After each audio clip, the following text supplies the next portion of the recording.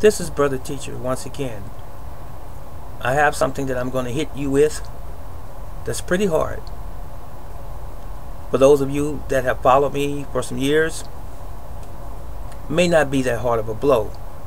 Maybe for those that are new to this station or this platform or this channel, might take some wrestling with your consciousness for you to understand what I'm saying.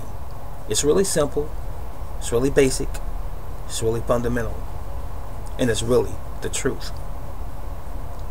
Are you a man or woman, or are you a corporate slave? You choose.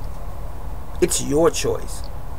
So I'm going to show you something, and I'm not going to use the common word that we've seen most of the time in law, the term or the name John Doe, as an unidentified individual, what have you, or just a general person, okay, to describe someone in a situation that you don't know their real name. In this particular instance, I'm going to use my own name, not me personally, but a name that I created. I'm going to call him Bob Slob. No pun intended, no joking. Bob Slob. I don't think there's too many Bob Slobs out there, but I want you to understand and overstand a very, very significant thing going on that has been going on in our society for quite a while, and it remains active in our society today, especially in our government, all the way down to the judicial legal system. What do you notice about this word? Bob Slob is his name. It's a fictitious person. All of the letters are capital letters. Bob Slob. Here's that same name, uppercase, lowercase, Bob Slob. So we know that that's the obvious difference. But what is the ramifications or the significance of one or the other one? This Bob Slob, in all capital letters, is a fictitious name. Nowhere in the English language, ladies and gentlemen, are there all capital letters in any word. But why is it that our government, local, federal, city, state, county, why do they continue to write our names, human beings, in all capital letters? Well, there's a Latin word. It is capitis diminutio maxima. It's called or interpreted or defined as loss of status. Your status.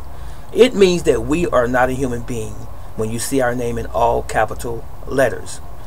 You will notice, if you look at your state ID, your driver's license, your birth certificate, all of your utility bills, any bill, major bill coming from any major corporation, your name is always in all capital letters. If you have to rewind or replay this video again, please do so and wrap your brain around what I'm telling you. We are corporate slaves, ladies and gentlemen. We're not looked at as being human beings. We are looked at as being property. So, just skimming the surface, how should your name and my name actually be written? It should be written as a proper person, a proper man or woman, as we were taught in elementary school. Uppercase B, lowercase o, lowercase b, Bob.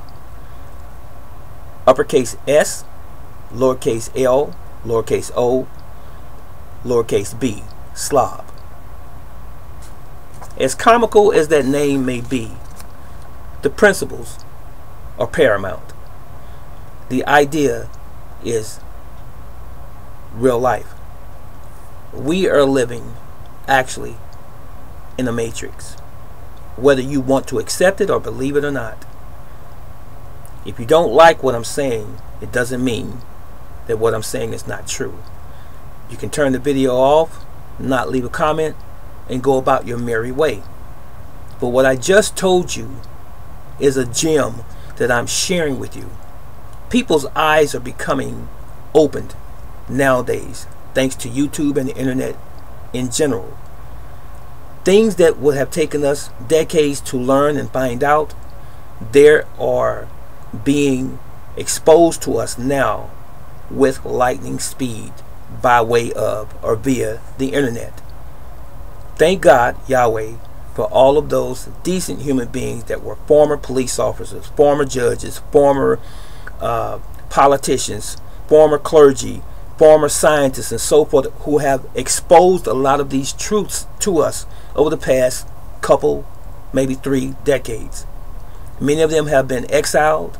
Many of them have been fired. Many of them had to leave this country and go to another country for refuge because of fear of them being harmed or even killed for exposing many of these hidden truths. And they're not actually hidden. We were just simply not aware of them. But it's truth in plain sight. It's right in front of us, and it's been in front of us all along.